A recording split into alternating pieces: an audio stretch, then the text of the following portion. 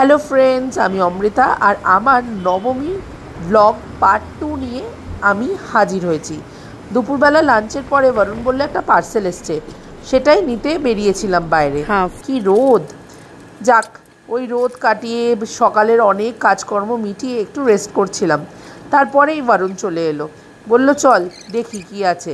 Parcel খুলে দেখলাম laundry স্ট্যান্ডটা এসছে, ওই আর কি জামা কাপড় শোকানোর র্যাক। আসলে বাইরে এখানে জামা কাপড় মেলা যায় না, তাই জন্যই ঘরের মধ্যে এরকম একটা র্যাক সেট করে নিচ্ছিলাম। আমরা জীবনে প্রথমবার নিজের হাতে কিছু সেট করছি। বেশিরভাগটাই বরুণ করেছিল, এন্ড রেজাল্টটা অবশ্য আমি ক্রেডিট নিয়েছি, অ্যাজ ইফ যেন আমিই পুরোটা সেট করেছি। আমি ওকে অবশ্য হেল্প করেছিলাম। এই যে এরকম দেখতে র্যাক সেট হয়ে গেল। তারপর একটু চা খেলাম দুজনে মিলে আর বেরিয়ে পড়লাম ফ্লেমিঙ্গো পার্ক আলকোবারে। বিশাল বড় একটা মল, দেখলে চোখ ধাঁধিয়ে যাবে।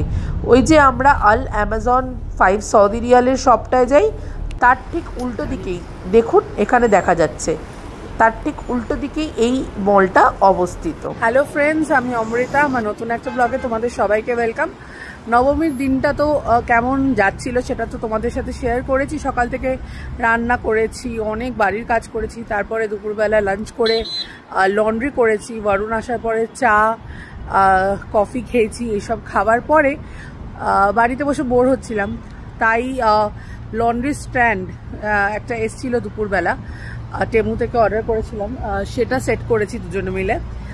তারপরে খুব খিদে পেয়ে গেছিলো, আর যেহেতু নবমীর রাত, আমি তো বাড়িতে বসে থাকার মেয়ে না, তাই দুজনে বেরিয়ে পড়েছি একটা নতুন জায়গায়, একটা নতুন মলে এসছি আমরা, ফ্লেমিঙ্গো মল। টোটালি বলতে পারো ফ্লেমিঙ্গো পার্ক আলকোবার বলে এটাকে। খুবই সুন্দর মলটা। আমি এতদিন লাস্ট এক সপ্তাহ ধরে ওটা বাইরে থেকেই দেখেছি, বাট আজকে ভেতরে যাব, তাই আপনাদেরকেও নিয়ে যাব, সঙ্গে থাকবেন। দেখলে বলবেন কেমন লাগছে, কমেন্ট করে জানাবেন। মলের ভেতরে প্রবেশ করতে করতে ভাবছিলাম কি জানি কতটা হাঁটতে হবে, অনেক বড় মল যে। আবার বরুণ ওইদিকে বলেছে পুরো মলটা ঘোরাবে আজকে আমাকে। এই বলতে না বলতে, ভাবতে না ভাবতে হাঁটছিলামই, হঠাৎ দেখি চোখে পড়লো এরকম সুন্দর কালেকশন, তাও আবার কি এক একটা ডিজাইনার গাউন। বাস মন করে ফেললাম যে না, আজ আমি পুরো মলটাই হাঁটবো। কারণ আমি বুঝতে পেরে গেছিলাম সব ফ্লোরেই এরকম কিছু শপ আছে যেখানে ডিজাইনার গাউনস অ্যাভেলেবেল। ভাবছিলাম কিনবো, তারপর ভাবলাম না থাক, এই মান্থে তো বার্থডে গেছে, এই মান্থে আর বেশি চাপ নেব না। বাট হ্যাঁ, নেক্সট মান্থে দিওয়ালি, নিশ্চয়ই কিনবো। আর তার পরের মান্থে আমার অ্যানিভার্সারি। একটা দিওয়ালি আর একটা অ্যানিভার্সারির গাউন তো আমি কিনবই এখান থেকে ইন্ডিয়া যাওয়ার আগে। আমার চোখ মুখ সব অবাক, এক্সপ্রেশন দেখেই বুঝতে পারছেন আমার কি অবস্থা হয়েছিল। কোনটা ছেড়ে কোনটা দেখব সেটা ভেবেই তো আমি কুল পাচ্ছিলাম না। আপনাদের কার কী রঙের গাউন পছন্দ এখান থেকে আমাকে জানাবেন কমেন্টে। আমি অন্য একদিন যাব মলটাতে, আর স্পেসিফিক্যালি প্রাইস রেঞ্জটাও জিজ্ঞেস করে আসব। গাউন তো দেখা শেষ হলো, তারপর ওই সেকশন থেকে বেরিয়ে এই সুন্দর সুন্দর ওয়াচ আর জুয়েলারিগুলো দেখছিলাম। দেখতে দেখতেই আমি ভাবলাম যাই ওপরের ফ্লোরটায় যাই, দেখি আর কি কি অ্যাভেলেবেল আছে। সেকেন্ড ফ্লোরে উঠতে না উঠতেই নজরে পড়ল এই জুতো আর ব্যাগের দোকানটা। কি দারুণ কালেকশন, কোনটা ছেড়ে আবার কোনটা দেখব। আমার না ছোটোবেলায় এরকম ব্ল্যাক আর সিলভার আর ট্রান্সপারেন্ট হিলস খুব পছন্দ ছিল, খুব পরেওছি চুটিয়ে। যখন ইয়াং ছিলাম তখন ক্যারি করতে পারতাম, আর এখন দেখুন অলওয়েজ ক্রক্স, কমফর্ট জোনসে। ব্যাস, তারপর আর কি, ব্যাগগুলো দেখতে থাকলাম আর প্রাইসটাও দেখতে থাকলাম। ঠিক আছে, প্রাইস রেঞ্জ সৌদি আরবিয়া অনুযায়ী একদম ঠিক আছে। আমি একটা কিনবো, বাট এখন না, ওই যে দিওয়ালি কিংবা অ্যানিভার্সারির সময় একটা গাউন আর একটা ব্যাগ আর একটা জুতো এই মল থেকেই কিনবো, কিনে আপনাদেরকে দেখাবো। তারপরেই নজরে পড়লো এই দোকানটা, সব ধরনের মেকআপ অ্যাভেলেবেল আছে, কি চাই আপনার।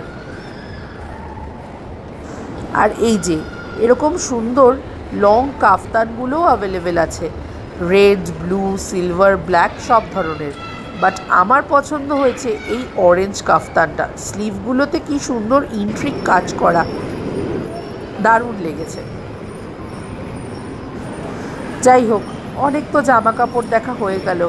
তারপরে চলে এলাম বরুণের ফেভারিট সেকশন। আর হ্যাঁ, সব বাচ্চাদেরই favourite section, gaming parlour, gaming zone.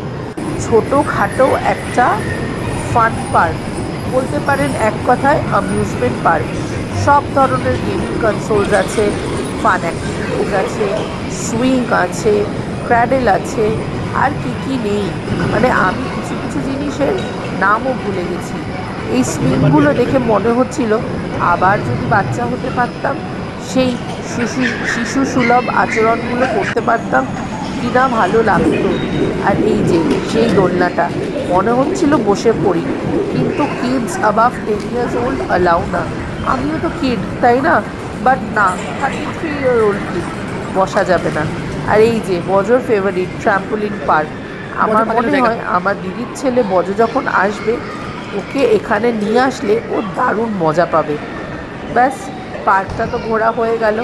আর এখান থেকে সব কালেকশন করে টেডি বিয়ারগুলো। আর এইটা হচ্ছে ফুড কোর্টটা, ঠিক অ্যামিউজমেন্ট পার্কটার বাইরে। কি বড় ফুড কোর্ট রে বাবা! অ্যামিউজমেন্ট পার্ক থেকে বেরোতে না বেরোতেই চোখে পড়লো একটা মিষ্টি বাচ্চা, তাই ওকেই টাটা করছিলাম। আমি আর বরুণ একটু ছবিও তুলেছি। এখানে আমি কটা সিঙ্গেল ছবি তুলেছি আমার আউটফিটটা দেখানোর জন্য, আর বরুণ আর আমি একসাথে একটা সেলফিও তুলেছি। বেরোতে না বেরোতেই নজরে পড়ল এই বেলুনওয়ালাটা। সেই ছোটোবেলার অনেক স্মৃতি মনে পড়ে গেল। বাস, মল থেকে বেরিয়ে গেছি, এখন যাচ্ছি ডিনার করতে। পুরো মলটাই সুন্দর সুন্দর ওয়েডিং কালেকশন, গাউন কালেকশনে ভর্তি। হাওয়া খেতে খেতে রেস্টুরেন্টের দিকে রওনা দিয়ে দিয়েছিলাম আমরা। চলুন, বেরিয়ে গেছি ফ্লেমিঙ্গো মল থেকে। এখন যাব আমরা রাতে ডিনারটা সারতে। নবমী অ্যাজ ইউজুয়াল দুপুরে বাড়িতে খেয়েছি, রাতে তো আমি বাড়িতে খাবো না। তো বরুণ বলল আজকে আবার আমরা আরাবিক রেস্টুরেন্টে যাব। ইন্ডিয়ান রেস্টুরেন্ট তো কালকে খেয়েছি, তাই আজকে আবার আরাবিক রেস্টুরেন্টে যাব। হয়তো গ্রিল কিছু আইটেম নেব, যেমন বার্থডের দিন নিয়েছিলাম। দেখা যাক কি খাই, আপনাদেরকে সঙ্গে রাখবো। পৌঁছে দেখি বসার জায়গা নেই রেস্টুরেন্টে, তাই জন্য আজকে আমরা ডিনারটা প্যাক করে নিয়েছিলাম। ঘড়ির কাঁটায় এখন রাত 9:35 সৌদি টাইম, আর ইন্ডিয়াতে 12:05। আমি জানি আজকে দুর্গাপুজোর শেষ রাত, কাল ভোর না হতেই দশমী, মা বিদায় যাবেন। আবার আরেকটা বছরের অপেক্ষা আমাদের, কিন্তু আমাদের মন খারাপ করলে চলবে না, কারণ এটাই তো আনন্দ। বছরের পর বছর আমরা এরকম অপেক্ষা করি, আর প্রত্যেক বছর মা চলে আসে একরাশ আনন্দ নিয়ে সবার জন্য। আগের বছরটা আমার খুব একটা ভালো যায়নি। দশমীর পর থেকে আমার মাকেই দেবী মা নিয়ে চলে গেছিলেন।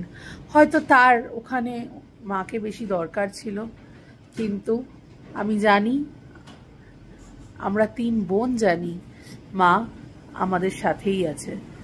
আমার মা কোথাও ছেড়ে যায়নি, সারা জীবন এইভাবে 2 হাত তুলে আশীর্বাদ করবে আমার মা সবাইকে। আজকের ব্লগটা এখানেই শেষ করব, ভারাক্রান্ত মনটা নিয়ে, কারণ বড্ড মায়ের কথা মনে পড়ে গেছে। দশমীতে মামা বাড়িতে সিঁদুর খেলা, তারপরে ভাসানে একসাথে আনন্দ করে যাওয়া।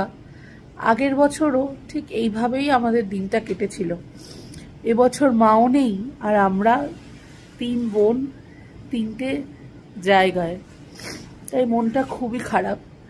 যাই হোক, আমি আর এই ব্লগটাকে আপনাদেরকে ইমোশনাল করে এগোতে চাই না। মল ঘুরে খাওয়া দাবার কিনে, একটু রাইস কিনেছি, মানে ওই খাবজা রাইসটা, তার সাথে একটু আলফাহাম চিকেন আছে, একটু স্যালাডও আছে, আর সকালের তো মাছের ঝোল ভাত আছেই। বরুণ বলল একটু মাছের ঝোল ভাত খাবে, আর আমার আগের দিনের একটু ফ্রাইড রাইস আর চিলি চিকেনও আছে। তো এই আলফাহাম রাইস আর আগের দিনের চিলি চিকেন নিয়ে ডিনারটা শেষ করব। তাহলে দেখা হবে পরের একটা ব্লগে। Till then, stay safe, stay healthy and keep smiling.